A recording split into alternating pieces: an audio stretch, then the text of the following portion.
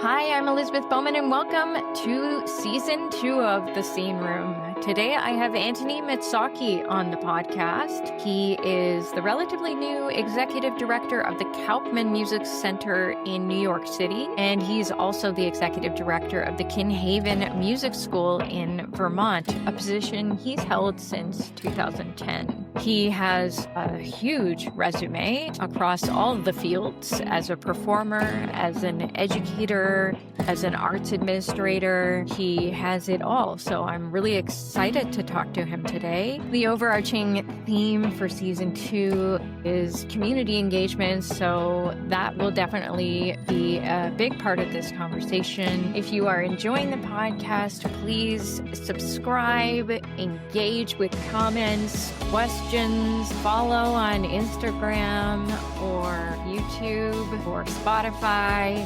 Do any of those free things to help. If you want to donate to the podcast, you can do that through thesceneroom.com. It's all appreciated. Now, let's get to the conversation. Tony, welcome to the Scene Room. Thanks so much for being here. Thanks for having me, Lizzie. Can you tell our listeners about your history you have such a diverse history as a performer, as an educator in arts administration, management. So hard to keep it short, I'm sure, but as brief as possible. Sure. Well, I grew up in New Jersey and found a love for music, specifically the trombone, through my public school system when I was young. I grew up engaging in all types of performance and training that I could. And as I got older, became serious enough that I wanted to go to conservatory. At least I thought I did. And I was lucky to be accepted to the Merkin School of Music. Did 2 degrees there, my bachelor's and my master's. Started freelancing and playing professionally both here in New York City and then later on in Los Angeles for a little bit. And something about it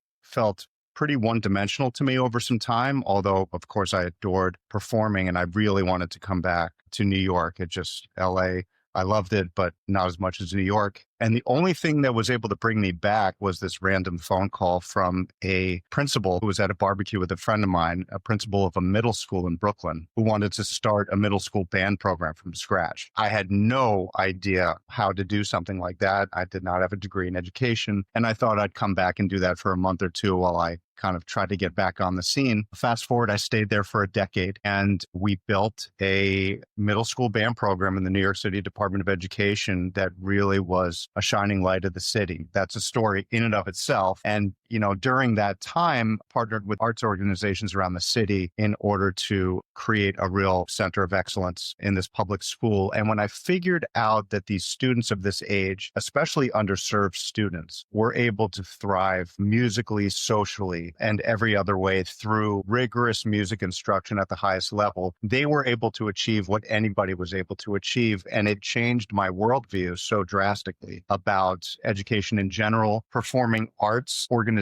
relationship with K through 12 education, or the lack thereof, quite frankly. And I decided to do my best to kind of interlink these two worlds, which are still pretty far apart. And that took me to being a district arts administrator in a public school system, this dean director of the School of Music at Montclair State University, of course, right here at Kaufman Music Center as their executive director. And then, of course, my longstanding relationship with Kinhaven Music School in Vermont is a big piece of this as well. So anyway, a complicated interweaving of events, but this life in arts leadership and arts education is something that really drives everything I do. So you talk at the beginning of that story about how you thought you might come to New York for 2 months or so to see about helping start this program. What made you stay? Well, to be clear, I wanted to come back to New York full time, but I thought I'd only be teaching for 2 months because I just figured it was just a way for me in. I'd make a little money and get back going. I'm originally from here, so out west was a little difficult. But what made me stay in the education space was really this epiphany through my own experience, which was I had a very low expectation of young children in a public school from very diverse backgrounds. And that is kind of common, I think, around the world and around our nation in education. I think we have a low expectation in general of K through 12 education. I think we have a low expectation of what students are capable of. And when I was able to deliver the best education possible and bringing the resources that I was able to these students,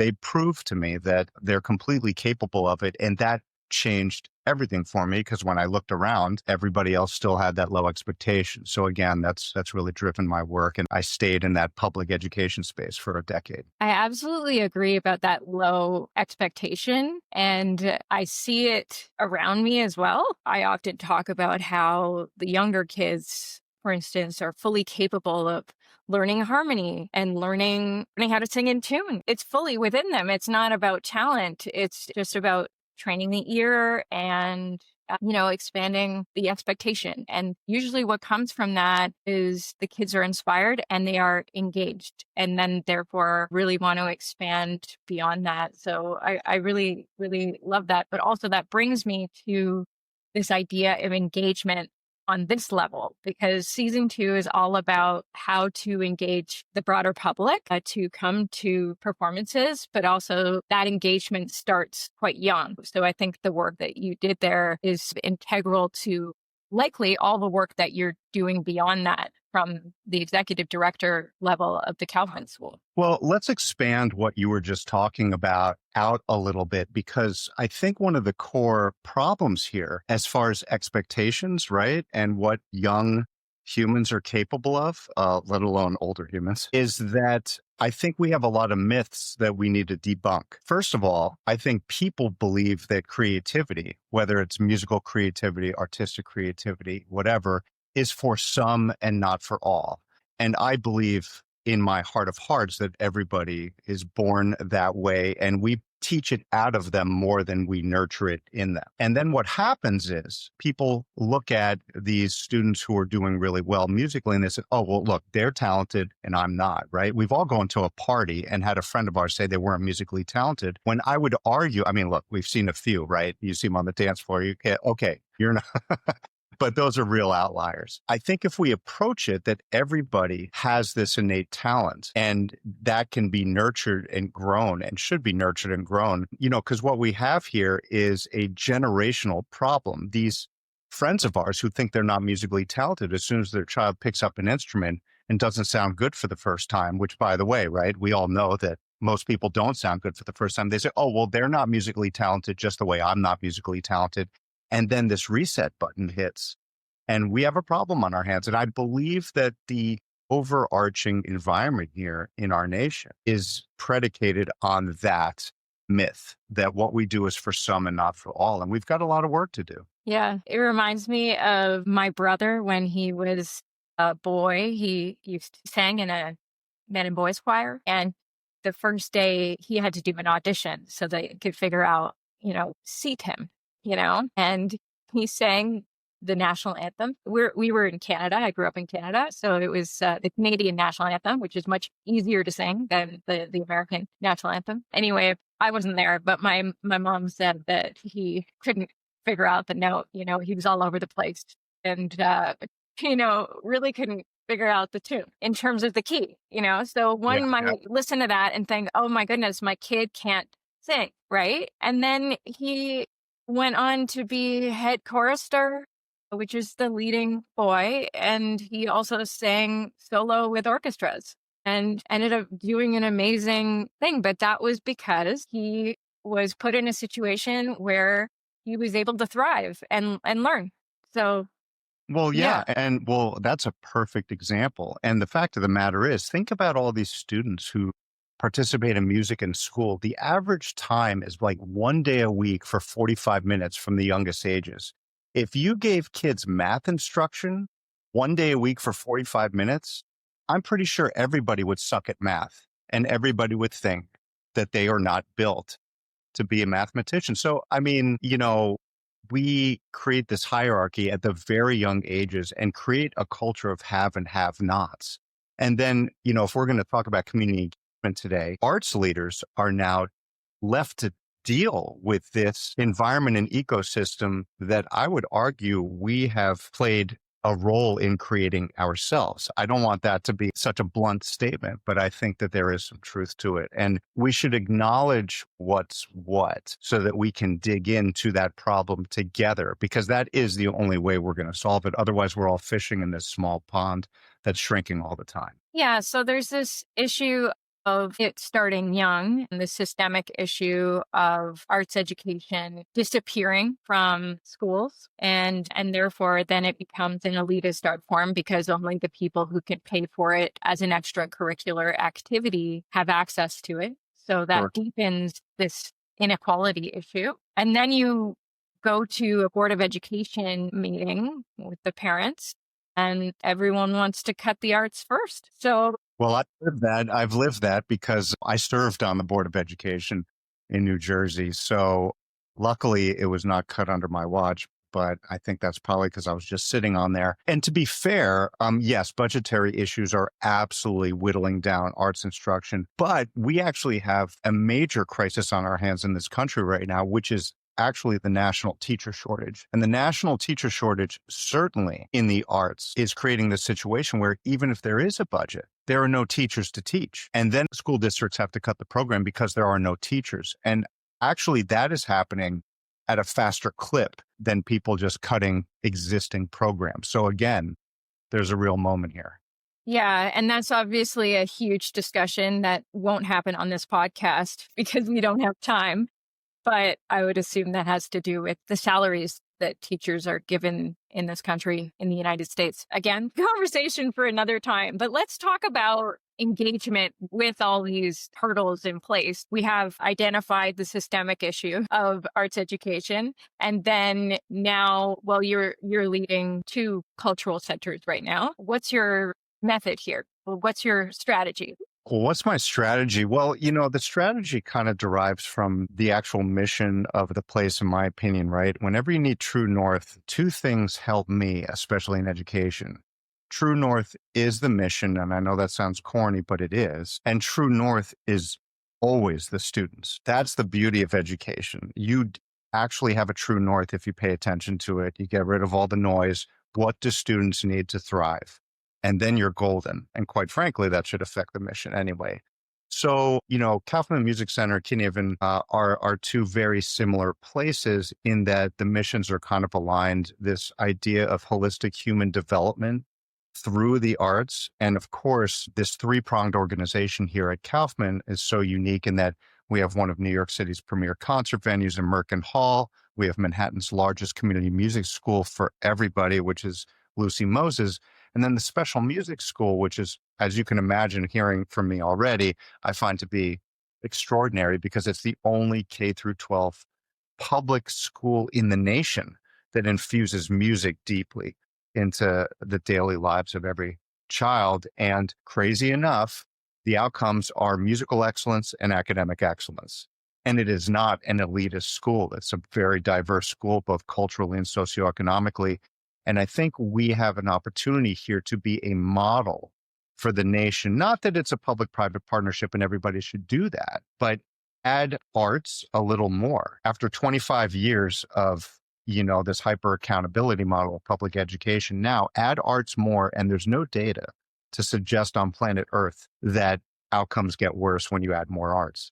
So I think there's an opportunity here for us to really kind of shine a light on our organization and help others as well. And Kinnivan, of course, we just started. We're 4 weeks into the first semester music boarding school in the nation. And I really took that same concept and said, we all go to these music festivals and everybody said, oh, it's this fantasy land. And it's so amazing that the students get to just immerse. And I said, well, what if they immerse during the school year? What does that look like? And we found a partnership with a school in Vermont, and we have 50-50 music and academics in Vermont in this beautiful nature, and it works. And it's for everybody. And right now, this semester, it's a tuition-free model. So we have a very interesting cross-section of student here. And again, I think there's something to teach the world about this right now. And as we discussed earlier, we have a lot of work to do. And I think we can only do it together as arts organizations at the same time, if we believe that, right? If we believe that. So I hope that answered your question a little bit. Yeah. How old are the boarding school kids? High school students. It's a high school semester abroad program. Wow. And it's all instruments and voice, or just instruments, or? Well, I hope to have it as diverse in instrumentation as Kinnivan is, but right now we piloted it with 9 students, string quartets plus 1 viola. So there's a joke there somewhere, but 2 string quartets, one quintet, obviously, and a string quartet in residence, because I found that was going to be the simplest way to kind of start it up. And I hope to expand it. I don't know how big we'll get. I'm not sure. This is the first pilot semester. It's going incredibly well. I cannot believe it. So it begins with strings. Well, what an opportunity for those kids to experience that and really immerse for an entire year. It's a year like It's so. it's a fall semester only, actually. So I Okay. was deeply inspired. Of course, we have Interlochen. It's a 4-year boarding school, Walnut Hill, 4-year boarding. But I saw that there were these semester programs in the nation, and there were none for the arts, none for music. And it's this one semester abroad. And I loved that concept. It's just creating a community for one semester. They can go back to their home schools. So that's why we're the first in the nation. I couldn't believe there wasn't anything like it, but I really love the concept. Okay. And then in terms of putting on events and concerts, which is part of, I assume, your executive director role is to fill halls sometimes, along with filling education, teaching job, and all that stuff. But how are you planning your marketing strategy around getting outsiders into the hall? Well, it's interesting you say that, because we're talking about that right now here at Kaufman and really developing a marketing strategy around shining a light on the entire institution, but the special music school in particular. Again, feel like I'm saying this a lot with a lot of different things, but we are the only K through 12 in the nation like this. And I think we need to explore that as far as reaching out. But again, I think it goes back to the first thing we were talking about is at the core, communicating with everybody to get them to understand how relevant this is to them, even though most people don't think it is right now because of that history we're talking about. And when we talk about community engagement, in my opinion, we have to have one foot inside the organization, one foot outside, and inside we have a community too. So does our community inside the organization understand what we're doing? Musicians are interesting like that. I don't think everybody truly understands, or if perhaps they have different ideas about what we're doing and why. So is there buy-in to that? That's a very important thing to look into. And then that one foot outside the institution where we're reaching out to say, we want you to be part of our community too. And this is what our community really is all about and why it's relevant to you, even though you may not think it is.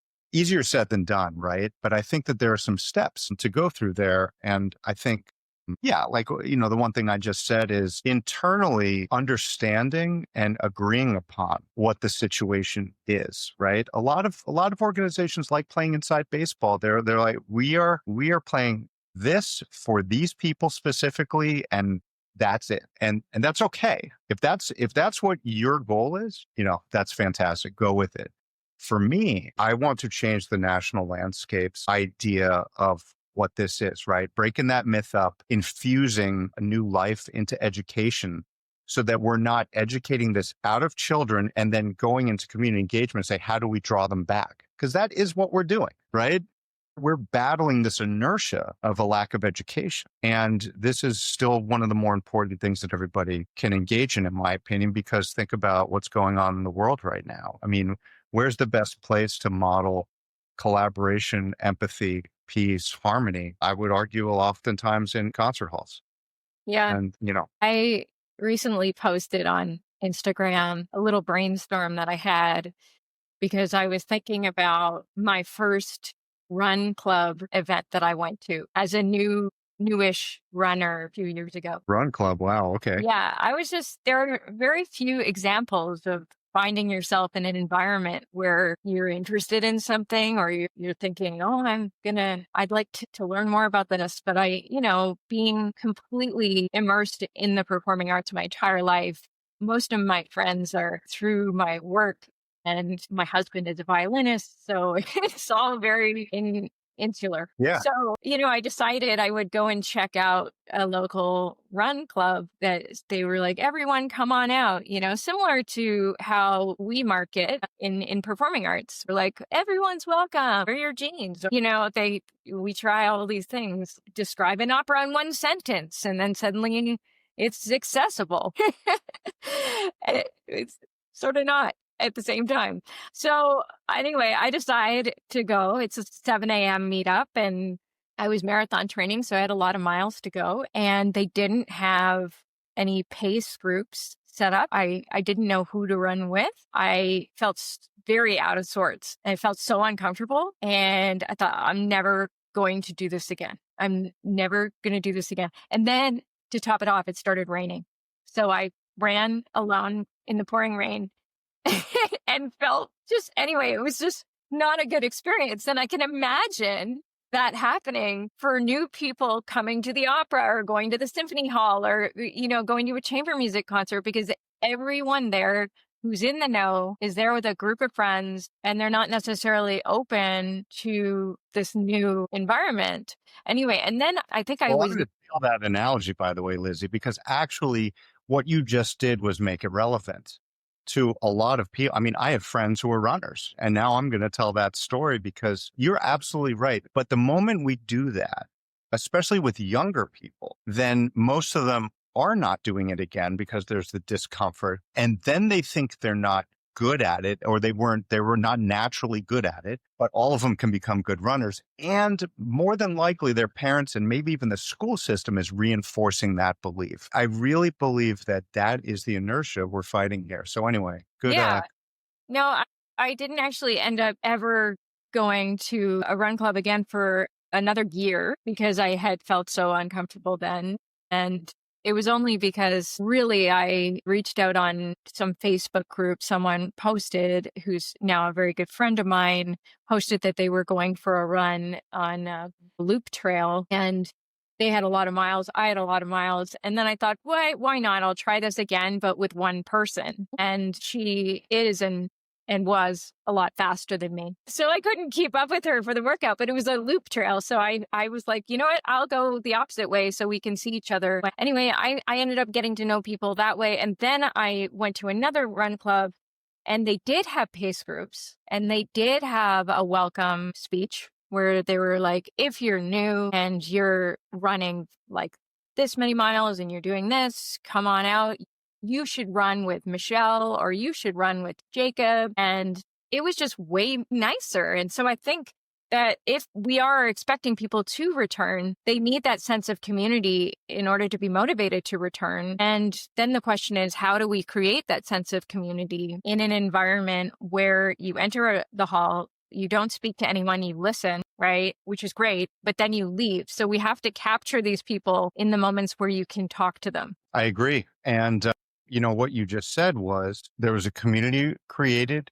It was inclusive. You were supported, and there were resources to be supported, and there was communication around that.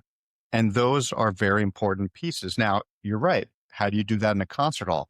Funny enough, to the most extreme, I'm here for the opening of our Merkin season, and Rob Kaplow is here, and he has the What Makes a Great series, where he literally has performances, and he is breaking it apart for people so that everybody can understand every single piece of it in very simple terms, right? That's like the most, that's this whole idea on steroids, right?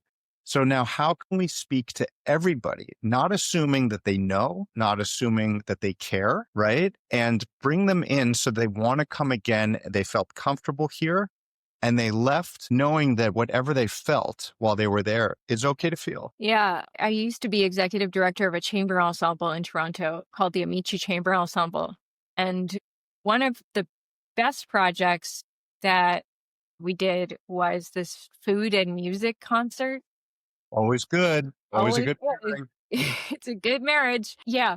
But I hired a chef who knew nothing about classical music. And I really loved this because at first it was sort of, oh God, what are we going to do? Because this chef really doesn't get it. But then it was about sort of taking advantage of that. This is exciting. So half the program, she was given historical notes and context about the pieces that were being performed. And then she had to come up with hors d'oeuvres that matched those things. And then the other half, she just had to listen with no context and just tell everyone what she felt, right? And then we hired this MC to translate all this information, but some of it was hysterical.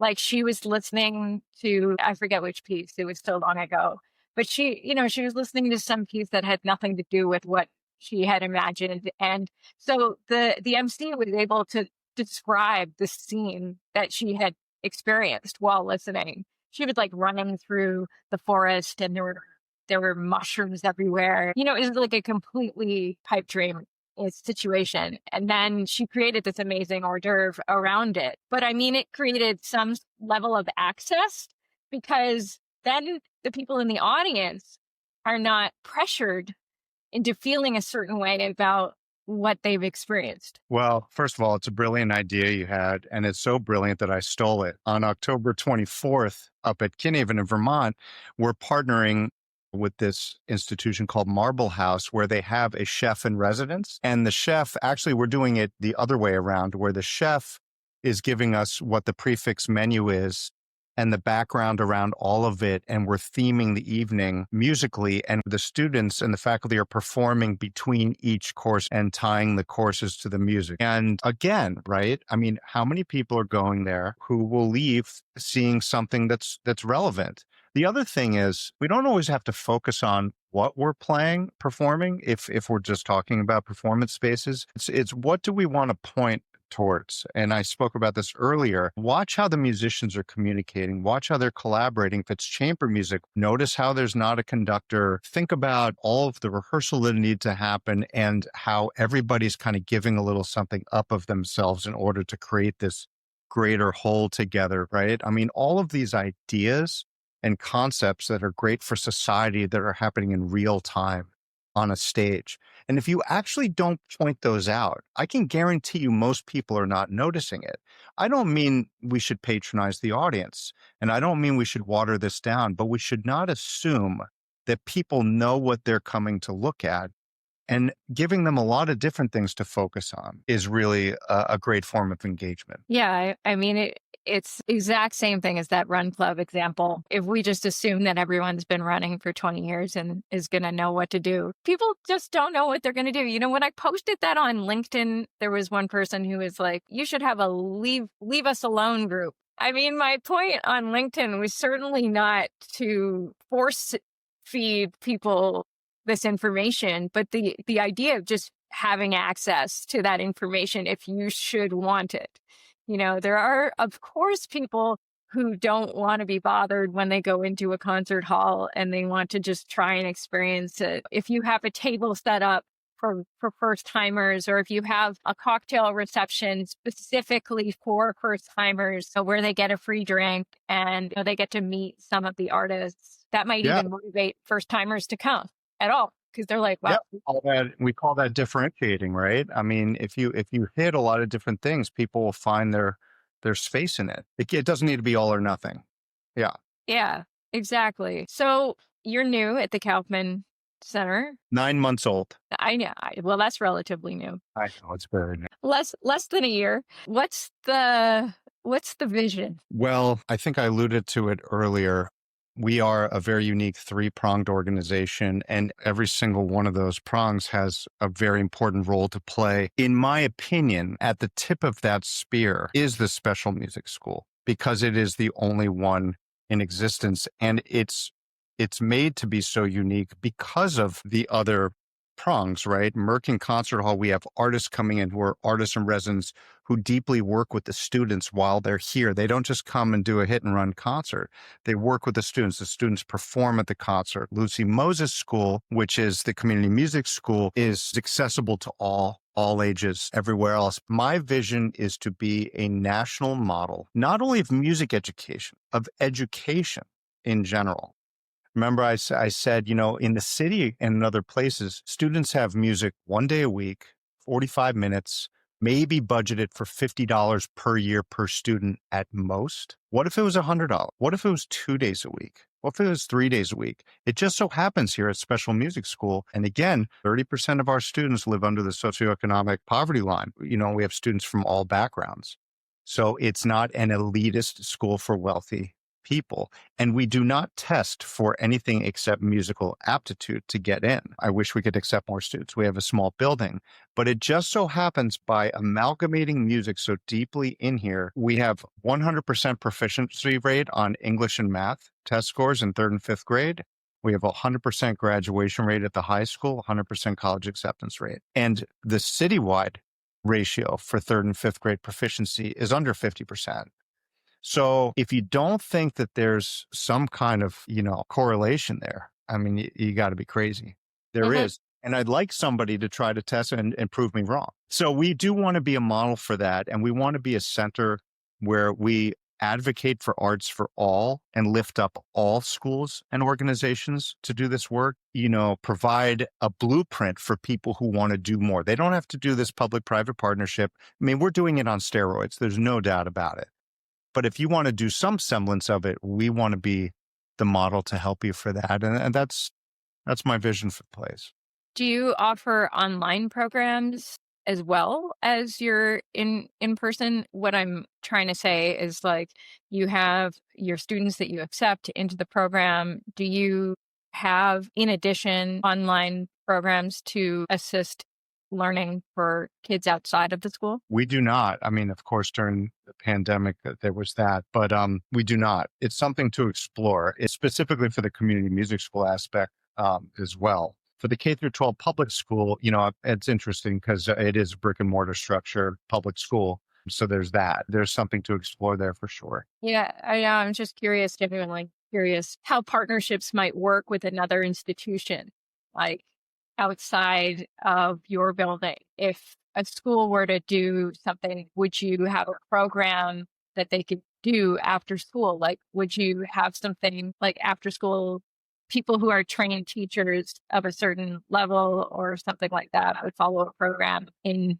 a brick and mortar institution elsewhere? So to kind of unpack a little bit of what you said, we do want to get involved in teacher training so that we can be part of the solution in this music teacher shortage.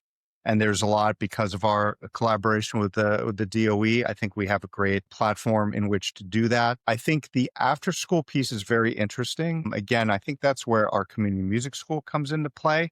But what I want to champion is music during the school day, because remember, we don't want to create the haves and have-nots. And as soon as you make something after school, you actually do that. I truly believe that arts education should be a profound part of the public school day. And especially, look, in 2 or 3 years, AI is absolutely changing the landscape, of what we teach and how we teach it in public schools. It's even more of an opportunity for the arts to be part of that solution because it's never been part of the problem. So my goal is to get more institutions doing this during the school day. And by the way, how much easier will that make our life as far as community engagement, educational programming, and other things? Then we can build some after school programs around that, but only when every child has an opportunity during the school day to really immerse in this, not just have a little glimpse of it. I love that. By the way, Lizzie, what you were saying earlier and what we were talking about, it's not just offering it, it's offering it with the correct resources in order for every child to have the opportunity to exceed. It's having the highest bar and understanding what they're capable of and treating these students as such, right? So it's resourcing it, keeping the bar high, and offering it in a real full-fledged, I don't want to use the word rigorous because that has, some people say, oh, but really, robust and serious way, not just frilly thing on the side, because people can have fun doing it well. Yeah. And I mean, it's absolutely true that it improves focus and cognitive ability in all forms. I see it in my own kids when they practice piano and they practice singing, and that's time that they have to devote to problem solving, especially in the piano practice. I mean, singing is a whole different beast, and obviously requires a focus. I was a singer in university, so I don't want to insult any singer podcast, but for them to try these intervals on the piano or read music, it's amazing. And they're away from their devices, like you say, AI, screens. This whole world is transforming in a very concerning way. I would say.